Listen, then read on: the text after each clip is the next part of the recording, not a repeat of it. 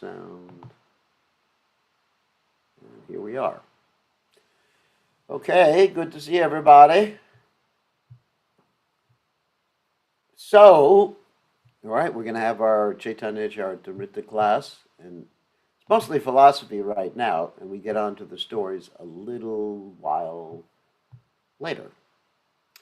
Okay, now what we want to do right now is see a dance, and the dance will not be of me, it's going to be of Champaka, and it's Manasadeha Geha Yokishamor Avrilam Tuyapade Nandakashore. So we'll start this off with a dance. Here we're going to share the screen.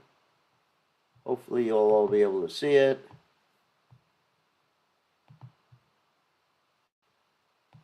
My share and full screen.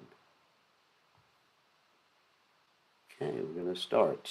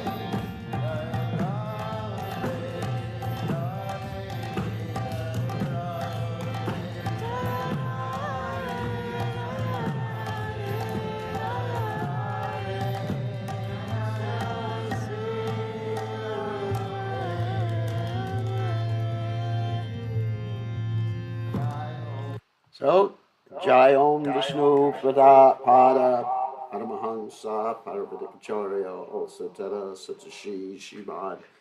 His Divine Grace Abhaya Charanara Bhaktivedanta Goswami Srila Prabhupada Ki Jai.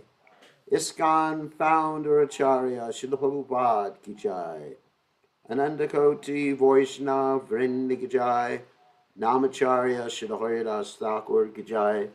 Prem Se Kaho Shri Krishna Chaitanya Prabhu Nityananda Shidwaita Gadadha Shri Gaur Bhakta Vrindi Ki Jai Shri Shri Radhakrishna Gopi Gopinath Shyam Kun Radhakunda Giri Govardhan Ki Jai Vrindavanam Ki Jai Maturidam Ki Jai Jagannath Swami Ki Jai Yamunamai Ki Jai Shrimati Vilasa Devi Ki Jai Samaveda Bhakta Vrindi Ki Jai Gaur Premananda Hari Hari Bol.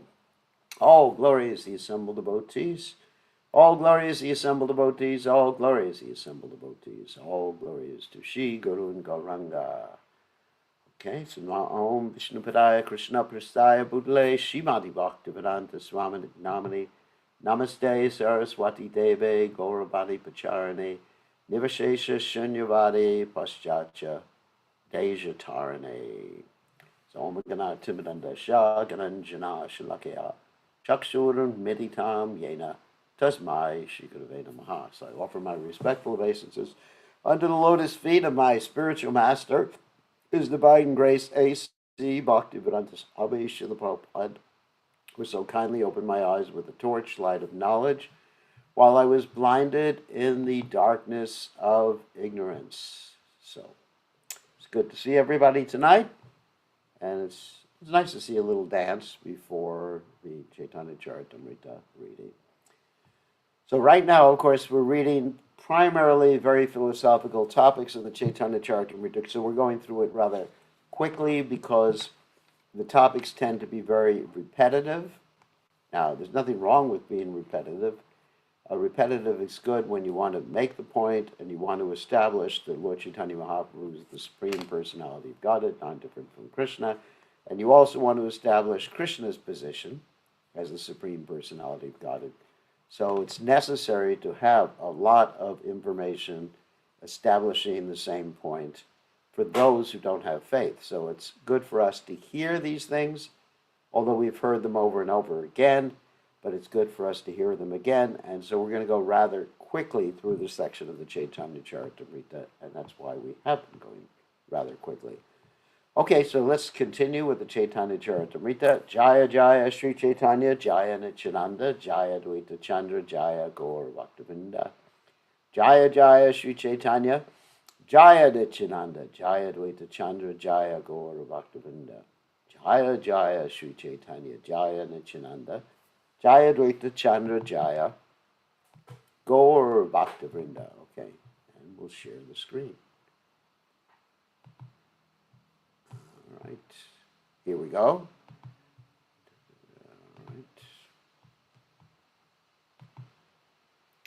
Alrighty, here we go. Let's see, we got everything set. Okay, we're on text 37 of the second chapter of the Adi Leela of the Caitanya Caritamrta. Prithvi aiche gata kulera karana ashray jivera nidhana tumi sarva ashray. So the translation is, as the earth is the original cause and shelter of all pots made of earth, so you are the ultimate cause and shelter of all living beings.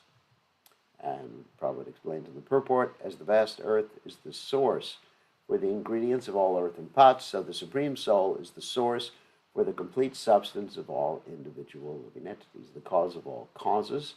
The Supreme Personality of Godhead is the cause of all the living entities. This is confirmed in Bhagavad Gita in the 7th chapter, text 10, where the Lord says, Bijam Mam Sarvabhutanam, I am the seed of all living entities. And in the Upanishads, Katha Upanishads 2-2-13, which say, Nicho Nichanam Chaitanas Chaitananam, the Lord is the supreme leader among all the eternal living beings. And there's more to that verse, Nicho Nichanam Chaitanas Chaitananam Eko Bahunam Yogatadati. Come on. And he's actually the one who maintains everybody, too. The Lord is the reservoir of all cosmic manifestations, animate and inanimate. The advocates of Vishishta Dvaita Vada philosophy explained the Vedanta Sutra by saying that although the living entity has two kinds of bodies, subtle, consisting of mind, intelligence, and false ego, and gross, consisting of the five basic elements, Panchamahabhuta, and although he thus lives in three bodily dimensions, gross, subtle, and spiritual, he is nevertheless a spiritual soul. Similarly, the Supreme Personality of Godhead who emanates the material and spiritual worlds is the Supreme Spirit. As an individual spirit soul is almost identical to his gross and subtle bodies, so the Supreme Lord is almost identical to the material and spiritual world. Now, what does that mean? Let me unpack that. That means the material and spiritual worlds are a completely different quality than the Supreme Lord, but, completely different quality than the Supreme Personality of Godhead, just like the soul is of a different quality than the material world. But the material world takes the shape, and the spiritual world takes the shape according to the Lord's manifestation. In other words, like a mirror. Okay? So that's what we mean. The reflection of your image in the mirror is almost identical to you. Almost, but not quite. The material world, full of conditioned souls trying to lord it over matter, is a manifestation of the external energy of the Supreme Lord. And the spiritual world, full of perfect servitors of the Lord, is a manifestation of his internal energy. Since all living entities are minute sparks of the Supreme Personality of Godhead, he is the Supreme Soul in both the material and spiritual worlds. The Vaishnavas following Lord Chaitanya stress the doctrine of Achintya Bheda Abheda Tattva, which states that the Supreme Lord, being the cause and effect of everything, is inconceivably simultaneously one with his manifestations of energy and different from them, just like a reflection is the same as that which it is reflecting, but it's also different. I like that reflection example. I was listening to a class this morning. Prabhupada was using that in regard to another philosophical point. What was that philosophical point? He said, once upon a time, a little child wanted to get the moon or catch the moon. So this little child's mother picked up a mirror. And in that mirror, there was a reflection of the moon, and she gave her child the moon. So that's a very interesting example. It also illustrates how we are trying to enjoy Krishna. So Krishna gives us this reflection to try to enjoy. But nobody can enjoy reflection, just like you cannot enjoy your reflection in the mirror. Let's say you have a reflection of food. Say your favorite food, whatever it is, pizza, whatever. And you have it in the mirror, you cannot enjoy it. Something like that. Hell, here's another interesting example. This came to mind. Like the fox and the grapes, and also it's told by a tiger too. I mean, there's many stories like this. All right, so the fox one time had a bunch of grapes. And he was going by a well, and he saw another fox with a bunch of grapes reflected in the well. He didn't know it was a reflection. So what he did is he thought, I should have those grapes too. And he went for those grapes, and at the same time, his grapes fell into the well, and he lost his grapes and didn't have the reflections of grapes either, because the reflections of grapes didn't exist. It was just an illusion. And that's like us, just grasping for straws, grasping for this reflection. Okay. Nara sabde kahi sarva jivera nischai.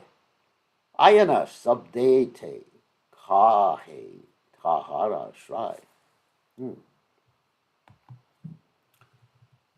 on a second. All right. The word Nara refers to the aggregate of all the living beings, and the Ayana refers to the refuge of them all. Of course, Narayana, that the Lord is the refuge of all the living entities. Obviously, that's where the Lord's name Narayana comes from. That name is a secondary name of God. Oh my God, what do I mean by secondary name? Primary name refers to him, let's say, personally in his personal activities like Krishna, Govinda, etc. Secondary name like God, was that noise? I think I need to mute everybody, which I forgot to do. I will do that. Okay. That was a mistake. I forgot to mute everybody in the beginning. So secondary name of God is referring to God as God. That's God. Or referring to him as the resting place of all living entities, or Paramatma, or any of the names that refer to him in terms of his position. Creator, that's also named Allah, Yahweh, Jehovah. These are all secondary names of God. Primary names are actually his personal names. Just like you could refer to the president of the country as Mr. President, or is Mr. Biden. Even more personal is Joe. So, Ateva Tumi, How, Mula Narayan, Eka Hetu, Shuna, Dvitiya, Karan. You are therefore the original Narayan. That's Lord Chaitanya and Krishna. This is one reason. Please listen as they state the second. Jivara Ishvara Purushari Avatar. Taha Sava Hoite Tumara Aishvarya Apar. The direct lords of the living beings are the Purusha incarnations, but your opulence and power are more exalted than theirs. That's Krishna, of course. Ataiva Adishvara Tumi Sarva Pita. Tomara Shaktite Kanra Jagat Rakshita. Therefore, you are the primeval Lord, the original Father of everyone. They, the Purushas, are protectors of the universes by your power. Naurera Ayana Yate Karaha Palan. Otoiva Hao Tumi Mula Narayan. Since you protect those who are the shelters of all living beings, you are the original Narayana. And Prabhupada explains the controlling deities of the living beings of the mundane world are three Purusha avatars, but the potent energy displayed by Sri Krishna is far more extensive than that of the Purushas. Sri Krishna is therefore the original Father and Lord who protects all creative manifestations through his various plenary portions. Since he sustains even the shelters of the collective living beings, there is no doubt that Sri Krishna is the original Narayan. So Narayan is the secondary name. So it can refer basically in one sense to any manifestation of God, including Krishna. Why do I say that? Because Narayana, he's the resting place for all the Naras, the living entities, and that's Krishna. As well as Narayana in another context means the Lord of four hands, like the Garbhadaksha Vishnu, the Shiradaksha Vishnu, and of course Mahavishnu. Tritiya Karana Shuna Sri Bhagavan, Ananda Brahmanda Bahu Vaikuntari Dham. O my Lord, O Supreme Personality of Godhead, kindly hear my third reason. There are countless universes in fathomless transcendental Vaikunthas. Vaikunthas are spiritual worlds. Iteyata Jeev Taratrai Kalika Karma Taha Deka Sakshi Tumi Jana Sava Man. Both in this material world and in the transcendental world, you see all the deeds of all living entities, or all living beings, in the past, present, and future. See? Since you are the witness of all such deeds, you know the essence of everything. Tomara darshane sarva jagatera stiti. Tumi na de kile karo nahi stiti gati. All the worlds exist because you oversee them. None can live, move, or have their being without your supervision. Narayana yate kara darakshan. Tahate how to me. Mula Narayana. You oversee the wanderings of all living beings. For this reason also you are the primeval Lord Narayana. So Sri Krishna, its Paramatma feature, lives in the hearts of all living beings in both the transcendental and mundane creations as the Paramatma. He witnesses all actions that the living beings perform in all phases of time, namely past, present, and future. Sri Krishna knows what the living beings have done for hundreds and thousands of past births. He sees what they are doing now. Therefore, he knows the results of their present actions that will fructify in the future. As stated in the Bhagavad Gita, the entire cosmic situation is created as soon as he glances over the material energy. Nothing can exist without his superintendence, since he sees even the abode where the collective living beings rest. He is the original Narayana. So let's get to the point of the creation. So before the creation, of course, there's Narayan. That's the Mahavishnu, and he's lying down on the serpent bed. And as he's lying down on the serpent bed, there's something else that's existing, which is called the pradhan, the unmanifested state of the three modes of material nature that don't have any energy in them. So he glances at this pradhana, and the pradhan begins to manifest all the varieties that we see in this material world. Krishna kahena brahma tamara na puji vachan jiva hridi jali oishe se narayan. Krishna said, Brahma, I cannot understand what you are saying. Lord Narayan is he who sits in the hearts of all living beings and lies down in the waters of the Karna ocean. So here Krishna is making the point, I don't know what you're saying. I'm not Lord Narayan. This is just a test of Lord Brahma's knowledge. Text 48. Brahmakaye jale jeev ye Narayan se sabatamara angsha is such a vachan. And Brahma replied, what I have said is true. The same Lord Narayan who lives in the waters and in the hearts of all living entities is but a plenary portion of you. Karanadi Garbhodaka Shirodaka Shai. Mayadware Srishti Kare Tate Sava Mai. The Karanadakshay, Garbhodakshay, and Shirodakshay forms of Narayan all create in cooperation with the material energy. In this way, they are attached to Maya. Attached to Maya doesn't mean they're controlled by Maya. Just like when we say, when I'm attached to something, then I may be controlled by it. Attached to my tongue, attached to my computer, controlled by the computer. But when we say, in this way, Narayan, Garbhodakshay Vishnu, Shirodakshay Vishnu, and Mahavishnu are attached. That means they're connected and they're dealing with the material energy, but they're not in the material energy, they are transcendental. Say Tina Jal Shai Sarva Antaryami Brahmanda Rendera Atma Ye Purusha Nami. These three Vishnus lying in the water are the super soul of everything. The super soul of all the universes is known as the first Purusha. So that's the Mahavishnu. He's the super soul of all the universes, and the other ones are going to be described here. Aranya Garbhera Atma Garbhodaka Shai. Vyasta Jiva Antaryami Shirodaka Shai. Garbhodakshay Vishnu is the super soul, the aggregate of living entities. That is the super soul of the universe, because he's in the universe. And Shirodakshay Vishnu is the super soul of each individual living being. So Garbhodakshay Vishnu is in the heart of the universe. Shirodakshay Vishnu is in the heart of each living entity. I think we all know that. Savara darshanite achi maya ganda turiya krishnera nahi mayara sambandha. Specifically, we see that these Purushas have a relationship with Maya. But above them in the fourth dimension is Lord Krishna, who has no contact with the material energy.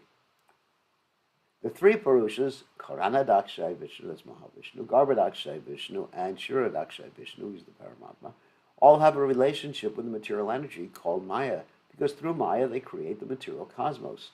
These three Purushas who lie in the Karana, Garbha, and Shira oceans, respectively, are the super soul of everything that be. Karanadakshay Vishnu is the super soul of the collective universes. We heard this before. Garbhodakshay Vishnu is the super soul of the collective living beings. And Shirodakshay Vishnu is the super soul of all individual living entities. Because all of them are somehow attracted to the affairs of the material energy, they can be said to have some affection for Maya. But so their affection isn't that they're controlled. They're transcendental. But the transcendental position of Sri Krishna himself is not even slightly tinged by Maya. His trans state is called Turiya, or the fourth dimensional stage. So you may also say that they're attracted, or have some affection, for Maya, because Maya is a pure devotee. She's transcendental personality. And she's the warden of this prison house. Another name of that particular Maya, the Mahamaya, is Durga. She makes everybody move with great difficulty. Okay. Viradharanya garvascha karanam chet upar dayaha. Ishashyat yat tralir hi nam. Turiyam tatpachakshate. In the material world, the Lord is designated as Virat, that means universe, Haranya Garbha, and Karana, that means he's the super soul of all the universes. Haranya Garbha, he's in the womb of this universe, super soul, and then Karana. Oh, actually, sorry. Karana means the cause, so that would be the Mahavishnu. Beyond these three designations, the Lord is ultimately in the fourth dimension. That means that Krishna is beyond time. He's in the spiritual world outside of this material energy.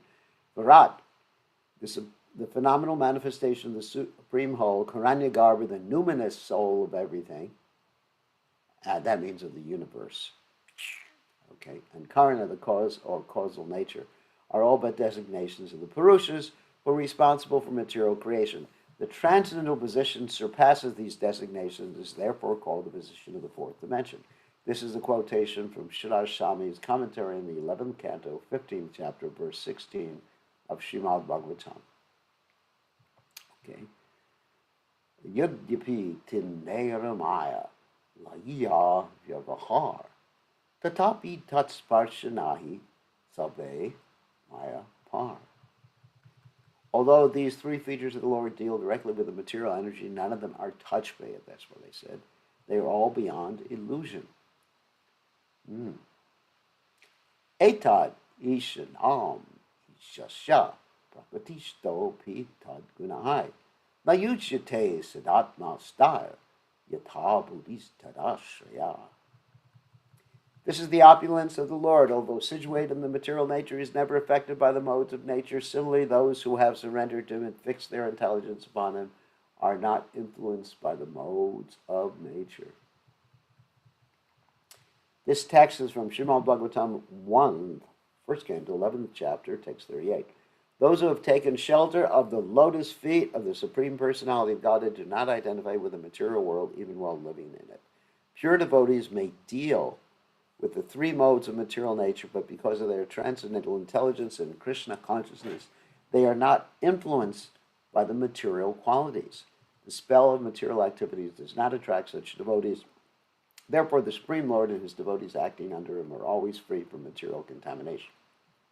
Description is, it's like a lotus leaf that is floating on the water. Because lotus leaves have a waxy covering, they don't soak up any water. Although you may say they're in the water or on the water, but they're not waterlogged. So a pure devotee may be in the material world, but he's not of the material world. He's not mode logged. Anyway. Say Tina Janera Tumi Parama Ashray. Tumi Mula Narayana Iteki Samshay. You are the ultimate shelter of these three plenary portions. Thus, there is not the slightest doubt that you are the primeval Narayana.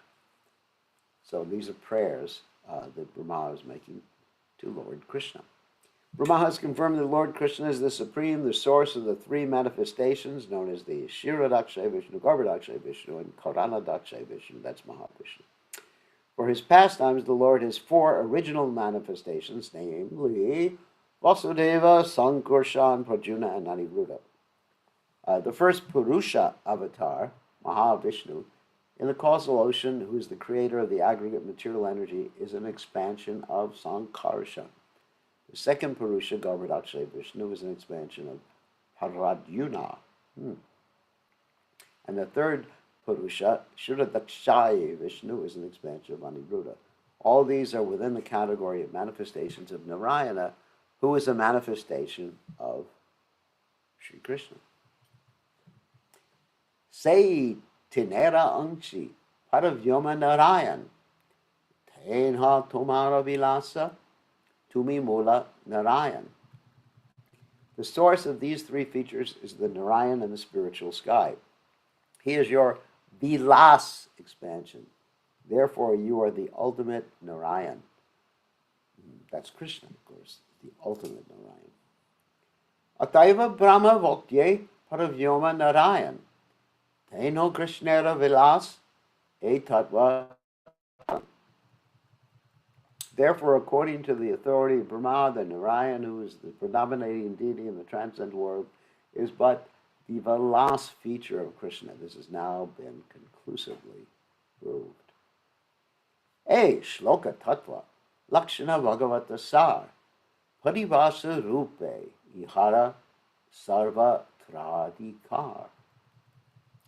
The truth is indicated in this verse, text 30, is the essence of Srimad Bhagavatam. This conclusion, through synonyms, applies everywhere. Brahma Atma Bhagavan Krishnera Vihar. E Artha Najyani Morta Arti Kare Ar. Not knowing that Brahman, Paramatma, and Bhagavan are all features of Krishna, foolish scholars speculate in various ways. Avatari Narayana, Krishna Avatar. Tena Chaturabhuja Inha Manusha Akar. Because Narayana has four hands, whereas Krishna looks just like a man, they say that Narayana is the original God, whereas Krishna is but an incarnation. Some people speculate like that. Well, Narayana has more hands. It must mean he's God, and if you have two hands, it's two less hands than four. So if you have less, you must be better. I don't know where that philosophy came from. Some scholars argue because Narayana has four hands, whereas Sri Krishna has only two. Narayana is the original personality of Godhead, and Krishna is his incarnation. Such intelligent scholars do not understand the features of the Absolute. Now, Narayana has four hands because he has four different symbols in these hands, like conch, lotus, club, and disc. And so he has some of them for blessing the devotees, some of them for annihilating the miscreants, like the club and the sudarshan disc. So, because that's how he acts and that's his function. Whereas Krishna doesn't do those things. When it comes time to kill the demons, Krishna expands himself. It's a Vasudeva expansion. In his original form, Krishna's engaged in loving exchanges. And the killing is done by his expansions, such as Narayan. Therefore, the weapons are necessary. Maybe not necessary, but they're part of the paraphernalia of killing demons. Mate nana rupa kari purva paksh tahara nirjite bhagavata padyadaksh. In this way, their arguments appear in various forms, but the poetry of Bhagavatam expertly refutes them all.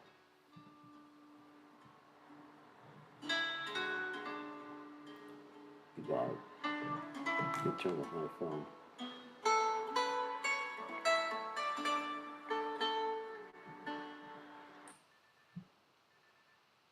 Okay.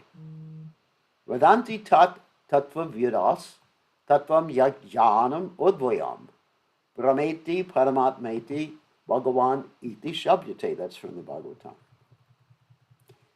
Learned transcendentalists who know the absolute truth say that it is non-dual knowledge and it is called impersonal Brahman, the localized Paramatma, and the personality of Godhead. This text is from the Srimad Bhagavatam, 1st canto, 2nd chapter, text 11. So, this is the things we've discussed before. That Paramatma, Bhagavan realization is just the impersonal Brahman, which is composed of different jiva souls floating. Paramatma realization is the Lord in the heart, and Bhagavan realization is realizing Krishna in Loka Vrindavan or any of the Narayan expansions. Shunavai shloka karaha vichar eka mukhya tattva tina tanhara prachar. My dear brothers, kindly listen to the explanations of this verse and consider its meaning. The one original entity is known in his three different features. In other words, the same person. Advaya Jnana Tattva Vastu Krishnera Swarup. Brahma Atma Bhagavan Tina Kanra Rup. Lord Krishna himself is the one undivided absolute truth, the ultimate reality. He manifests himself in three features as Brahman, Paramatma, and Bhagavan. We talked about that before. In the verse from the Srimad Bhagavatam cited above, 1 to 11, the principal word Bhagavan indicates the personality of Godhead, and Brahman and Paramatma are concomitants deduced from the absolute personality. In other words, they're there at the same time. As a government and its ministers are deductions from the supreme executive head, president, government, ministers.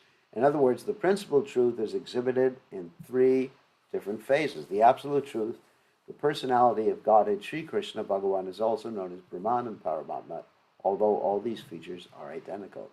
Eshlokera arte tumi haila nirvachan. Ara eka shuna bhagavatera vachan. The import of this verse has stopped you from arguing. Now listen to another verse of Srimad Bhagavatam. This is actually one of the nutshell verses of Bhagavatam, which comes after the list of all the incarnations. Ete changsa kalak pumsa krishnastu bhagavan swayam intriyari vyakulam lokam vidyante yuge yuge. All these incarnations of God, or Godhead, are either plenary portions or parts of plenary portions of the Purusha avatars. But Krishna is the supreme personality of Godhead himself. In every age he protects the world through his different features when the world is disturbed by the enemies of Indra. That means the demons. Pritranaya Sadhanam Vinashaya Chadushritam. Krishna comes to annihilate the miscreants, establish religious principles, and protect the devotees. This statement of Srimad Bhagavatam, first canto, third chapter, text 28, definitely negates the concept that Sri Krishna is an avatar of Vishnu or Narayan. Lord Sri Krishna is the original personality of Godhead, the supreme cause of all causes. This verse clearly indicates that incarnations of the personality of Godhead, such as Sri Ram, Nrsimha, and Varaha, all undoubtedly belong to the Vishnu group, but all of them are either plenary portions or portions of plenary portions of the original personality of Godhead, Lord Sri Krishna. So, you talk to many Hindus, and many Hindus will say, oh, Vishnu is supreme and Krishna is an expansion or incarnation of Vishnu. No, that's not what the Shastras say. That's not what the books say. That's what your little mind and your little bogus guru may say. But bona fide gurus don't say that. Saba avatarera kari samanya lakshan. Taramanje Krishna chandrera karila ganan. The Bhagavatam describes the symptoms and deeds of the incarnations in general and counts Sri Krishna among them. Tavi sutago shai, mani panag badad boy. Yarad ye lakshana taha karila nischai. This made Suta Goswami greatly apprehensive. Therefore, he distinguished each incarnation by its specific symptoms. Avatara Sabha Purushera Kala Ansh.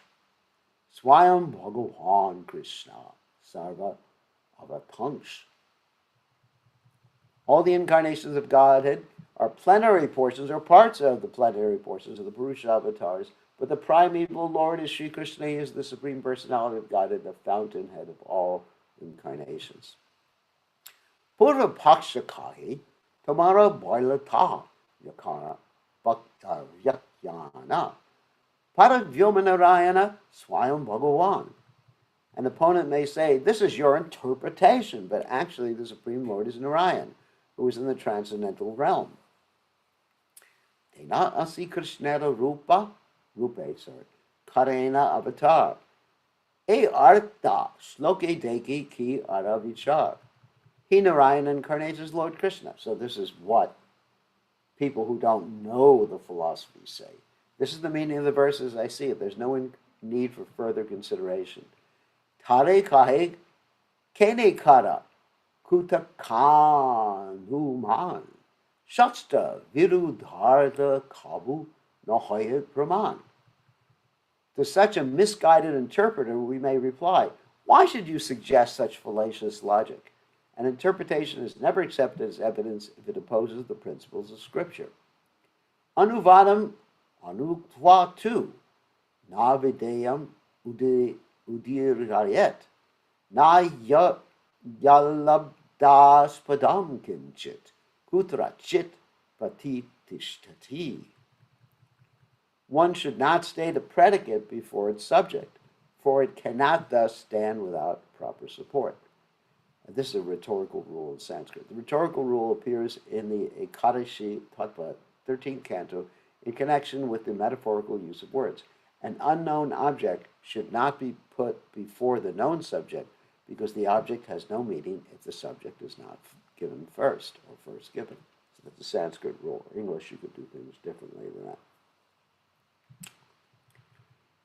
Anuvada na kaya na kahi videya.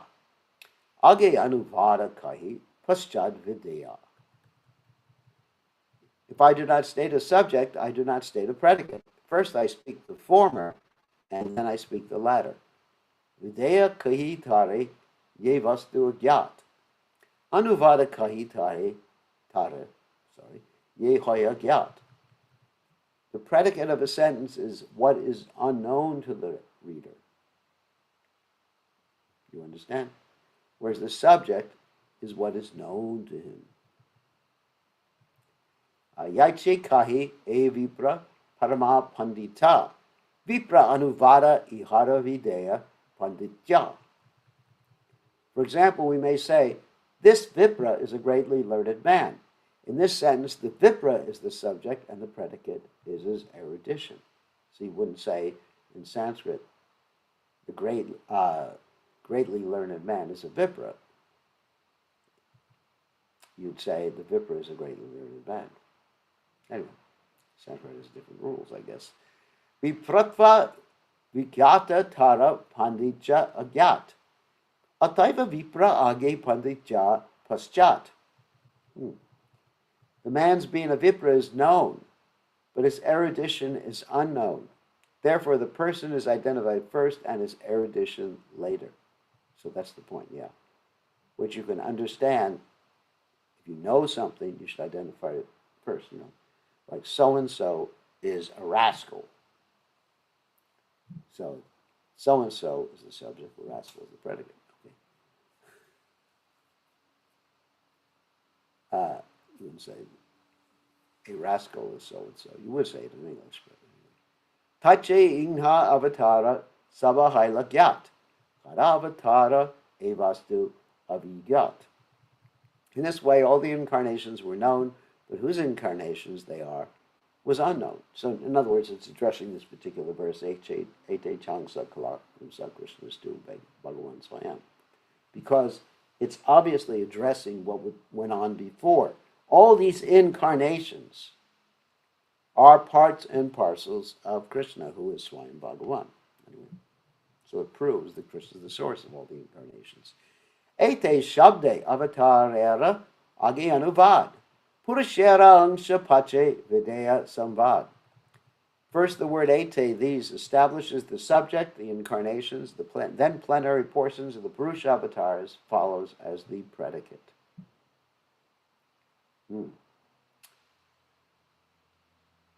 Taiche Krishna avatara vitare hailagyat. Tanhara vishesha jnana se avigat. In the same way, when Krishna was first counted among the incarnations, specific knowledge about him was still unknown. Ateva Krishna Shava Age Anuvad. Swayam Bhagavata Piche Videya Samvad. Therefore, the word Krishna appears as the subject, followed by the predicate describing him as the original personality of Godhead. Very nice. Krishna Swayam Bhagavata Ihahela Sadhya. Swayam Bhagavanera Krishna Tva Hoila Bhadya. This establishes that Sri Krishna is the original personality of Godhead. The original personality of God is therefore necessarily Krishna.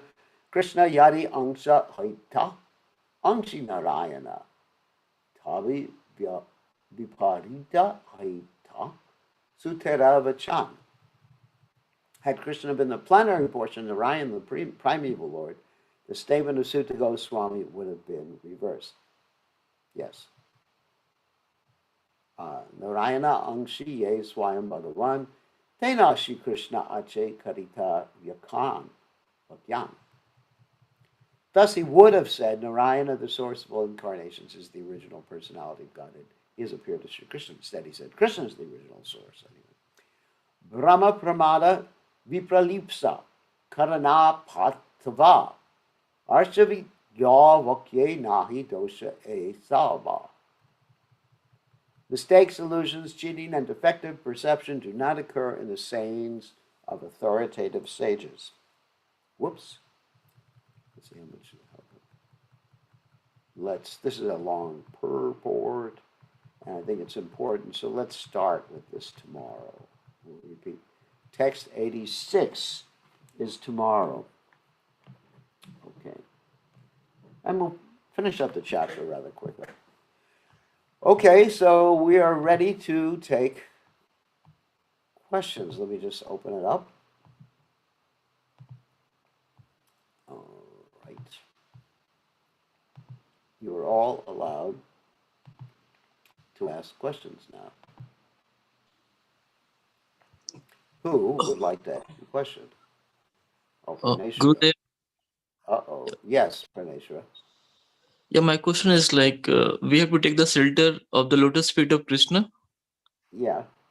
and also the intelligence should be in the lotus feet of Krishna, but the senses and mind is so engrossed to gratify this material world. So how to change the object and should not be indulged in sense gratification and should be focused for for to serve to Krishna and to devotees, Vaishnava devotees. It's called love. Just like that song, all you need is love, love, all you need is love.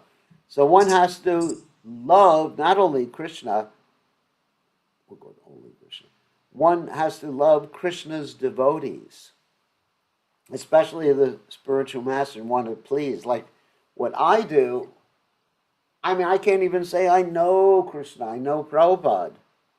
And I'm trying to please Prabhupada, and I'm thinking about Prabhupada, and I'm thinking about what would Prabhupada say to me about my activities. How would Prabhupada correct me?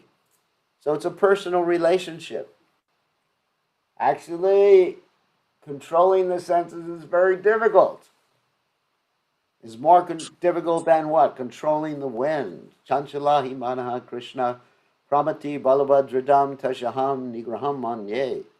Bayor iva shudushkaram, Krishna says, or Arjuna says to Krishna, the mind is restless, turbulent, obstinate, and control is more difficult than controlling the wind. So, therefore, we have to be engaged in some practical service to please Krishna and the spiritual master, and to be absorbed. Brahmarpanam brahmahabir, brahmagno brahmanatam, brahmatena gantavyam, brahma karma samadhanam.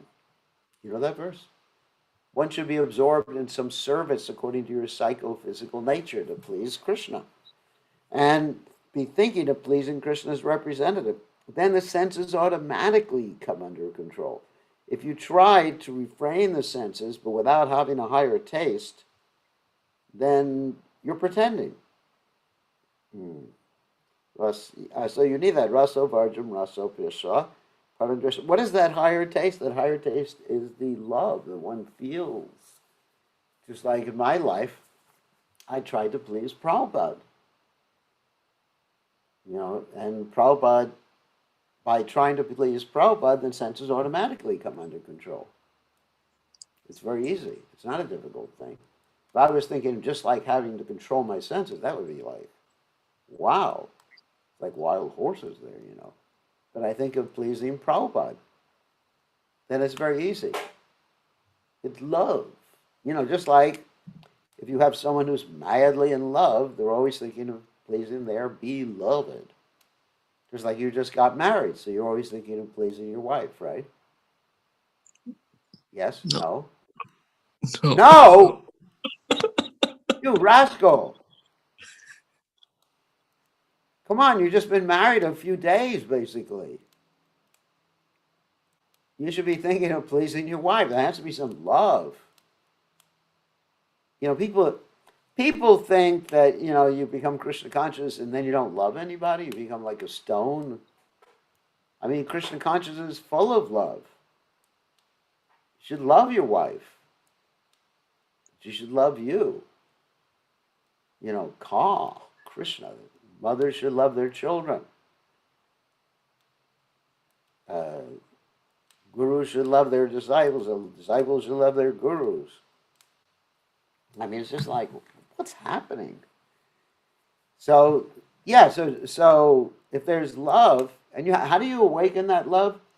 By understanding the person, just like by seeing Prabhupada or coming in contact with Prabhupada, then I could see Prabhupada's so much compassion, so much compassion. Prabhupada's transcendental qualities. He naturally attracted my mind, just like iron filings are attracted to a magnet. Prabhupada attracted my mind. And I just wanted to please him. And also, another point is that the debt that one has to Krishna and the spiritual master. So you just want to please them, pay off your debt. It's like being an eternal uh, penury. Yeah, penury it's called. Eternal debt. So you're just thinking, wow, I owe so much. But actually, it's love. It's not simply debt. It's just love. I want to please Prabhupada. I mean, it should be a very strong feeling in our hearts towards Prabhupada and our spiritual master that we just want to please. That keeps us fixed in Krishna consciousness. Not simply trying to restrain the senses from their sense objects, because it's just like the wind controlling the wind. Then if you're just trying to do a negative all the time, we have, like Prabhupada said jokingly, we have so many donuts in the Krishna consciousness movement. Do nots in the Krishna consciousness movement. So if you're just thinking like that, then every minute becomes like a torture. I got to control my senses. I can't go hang gliding. What else do I want to do? I can't. I can't. When I go to New Zealand, I can't jump off the sky tower.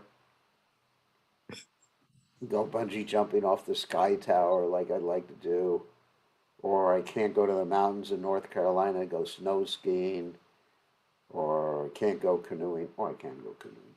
Anyway, so you think all these do nots. It's just like, oh, it's torture. I can't eat this. I can't eat that. I mean, just like in my own life, I have a lot of eating do nots. And I'm not talking about, meat, fish, and eggs. I don't eat certain things. Why? I mean, all right, let me give you the example which I've given many times before. Many times I've radically changed my diet. And I'm not changing my diet because I'm naturally austere. That has nothing to do with it. Uh, it's changing my diet because I want to have the energy to serve Prabhupada. So just like every day I'm adjusting certain things to see which gives me the most energy, most clarity of mind to serve Prabhupada. And whatever it is, that's what I'll do. So it's all based on love. Yasha Devi Parabhaktir Yadatevi Tadakuru Tashaite Katita Yarta Prakashante Mahatmana. And that's what Bhakti Yoga means. Yes, we do a little Sankhya, analysis of the material elements. But we're Yes. not Sankhya yogis in that sense. We have it, we have a little Gyan, we have a little Sankhya, but Ahoituki Apretiyatai, Yatma Supersedite, Savai Pumsam Paradharma, Yatot Bhakti Hotsaje. Ahoituki Apretiyatai, Yatma Supersedite. What does that say? This topmost dharma, Savai Pumsam Paradharma, of people, is bhakti. Bhakti means just like unalloyed love, where the heart flows. Like Lord Kapila says, it's like the river, that flows down automatically into the ocean. But when you try to control your senses without bhakti, it's like trying to swim upstream. I don't know. Do you swim, Praneshra? No. No. No. No. The funny thing is they don't teach people in India how to swim because they're afraid that the people are going to drown. The mothers have all these superstitions that the mothers are going to drown. I mean, the children are going to drown, so they don't teach their poor children to swim. And so that's why the children drown, because the stupid mother never taught their children to swim. If they taught them to swim, they wouldn't drown. But it's like a self-fulfilling thing. I know in Fiji it's like that. We go to the ocean with the devotees, and I said, who's going swimming with me? And they go up to their ankles. And I said, would you like to go in a little further? And they say, no, it's dangerous. My mother had dreams that I was going to die swimming, so she never taught me how to swim. I said, this is the most foolish thing. All these superstitions you have there. And the superstitions become self-fulfilling prophecies. I mean, it's stupid. You should learn. My mother threw me in the water when I was 1 year old. I mean, with little water wings on. And I learned how to swim. I'm not scared of the water. So anyway, so sometimes, all right, let me give the example. Sometimes we go swimming in the Ganges right in Mayapur. And the river is very swift. And so it's very hard to swim against the current.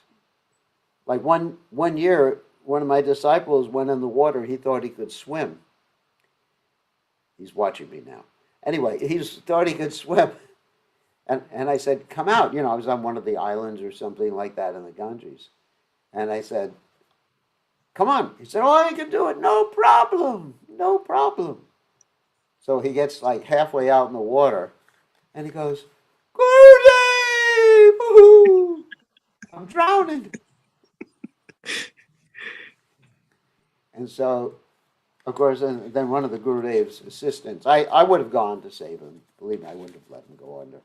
But someone else went, one of my other disciples went and saved him. So sometimes we think that, I like this example I'm giving, not because I'm teasing someone, but because it's like that sometimes we think we're strong enough to swim against the current. And it just doesn't work like that. You can't swim, you can't control your senses. The mind is restless, turbulent, obstinate, and very strong, and more difficult than controlling the wind. So therefore, instead of then basically call out for Gurudev, say, help, help, help, and then the help is there. But not that the Gurudev just like takes your senses and touches you with his magic wand, magic danda or something like that. But through love, through trying to please someone. Just like you see mothers, when they're trying to please the child, they do impossible things. Like changing diapers. I mean, that's an impossible. I mean, I would be throwing up every minute if I had to do such a thing like that. Like when I was, see, that's why mothers have so much love in this world. Like when I was a little baby, my father changed my diapers one time and he never came close to doing it again. He started throwing up. But mothers are like that. They have so much love that, even the stool of the child, Prabhupada said, they consider it to be like sandalwood pulp. It's your child's stool. It's hard to believe. Ugh, just even thinking about it, I'm ready to regurgitate. So when there's love, then controlling the senses is so easy. It's so easy to get up. People ask me, how do I get up early in the morning? We have a lot of devotees who I tell, please get up in the morning. Pretty please get up in the morning. Would you like to get up in the morning? Pretty please with sugar on top. Please get up in the morning. Why aren't you here in the morning? Oh, please, pretty please. I'll be a good guru if you get up in the morning. And so,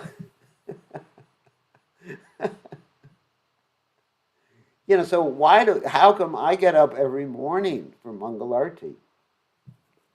It's not that, and I'm like 95 years old at this point or whatever. Over 71. So young people, they can't do it, and I'm doing it. Huh? How is this old guy doing it every morning? I'm doing it because I know it pleases Krishna. That's all. It's not that, it's not that I wake up in the morning and my body is like as light as a feather. I mean, like everybody, they wake up in the morning and the body, and, generally the body is pretty heavy. It's just like, it's just like ton of bricks. But you wake up in the morning and you're thinking, Prabhupada, and wow, I get to see Krishna. Oh, and that's another thing. I get to see Krishna. Wow, I get to hear the Guru Vastika prayers in the morning. Wow. So it's because there's love there. I want to see Krishna. I mean, I miss it. Whenever I have to miss it, because let's say at a certain point I had to not go to the temple because I was afraid I had the virus, it was torture because of love. You understand? So this should be like that. I mean, we have to have so many loving relationships. Loving, just like you're married, you should love your wife, right? You're disagreeing. Yes, Yeah, no? but how to please her? Yes, Because but. Oh, yes, but. Here's yes, but. Yeah, but negates everything that goes before it. Yeah.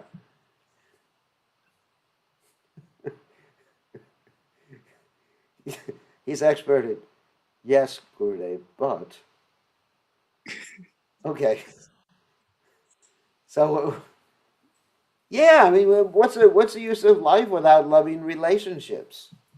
yeah, but we have to serve Prabhupada, Yes, yeah, to but contribute. I think I think you've perfected the use of the word but.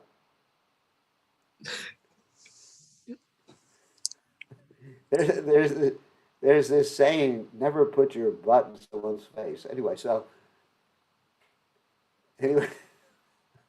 of you know what I'm talking about. Anyway, so all right, so what do you have to say? I've said about how to please to wife, like have to serve to Sri Prabhupada movement and also to contribute in this in the Yeah. Bhakti Yoga. So So loving your wife, you try to help her in Krishna consciousness, and you also yes, everybody has their external needs too. The physical needs, mental needs, emotional needs. When we have relationships with people, whether it's guru or disciple or wife or husband or father or uncle or whatever, then we help the people materially as well as spiritually. That's part of it. That's part of your duty, like that. yes, Guru. And then but everything should be done joyfully. Krishna consciousness is joyfully performed. You should be happy. Whatever Krishna has given you, whatever is your quota, you should be just happy. Krishna is so kind. Yes, You're very fortunate. I mean, you have a good business, you have a good wife, you have a good everything. You're able to go to Govardhan. I yes, mean, come on, look at your good fortune. How many people in the world? I can't even go to Govardhan. I'm stuck here in the United States. And every time I talk to a devotee, I have to wear a mask at the same time. It's like, it's like the Lone Ranger, basically, with a mask.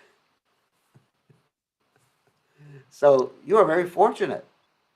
Yeah, if you think like that, thank Krishna. Wow, Krishna, he's given me so much, and do it out of love. It's bhakti. yes, It's not jnana yoga or sankhya yoga or hatha yoga or whatever other type of yoga. It's bhakti yoga. It's so easy. Like I said, getting up in the morning, going to Mangalarti is easy. I don't need 3 or 4 alarm clocks. Some people have 3, 4, 10 alarm clocks, and they're all going off, and they still don't get up.